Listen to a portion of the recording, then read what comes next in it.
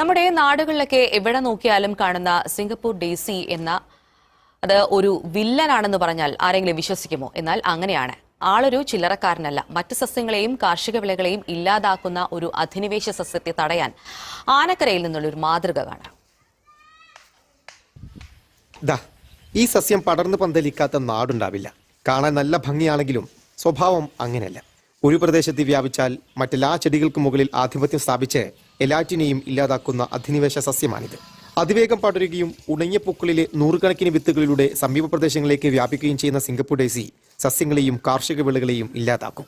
തൃത്താല മേഖലയിൽ കൃഷിയിടങ്ങളിലും പാതയോരങ്ങളിലും എല്ലാം വലിയ തോതിലാണ് സസ്യം പടർന്ന് പന്തലിച്ചിരിക്കുന്നത്. ഈ ഭീഷണി മനസ്സിലാക്കിക്കൊണ്ടാണ് ആനക്കര GHWLP സ്കൂളിലെ കുട്ടികൾ ഒരു ദൗത്യത്തിനിറങ്ങിയത്. ചെടികൾ വേരോടെ പിഴുതെറിയുന്നതാണ് ദൗത്യം. സുസ്ഥിര തൃത്താല യൂണിറ്റ് എന്ന പേരും ഇട്ടു. കൃഷിയിടങ്ങളിൽ ഉണ്ടായി കഴിഞ്ഞത് ഇല്ല, കൃഷിയൊക്കെ നശിച്ചു പോണ ഒരു ഇതാണ്. ഇത് നമ്മുടെ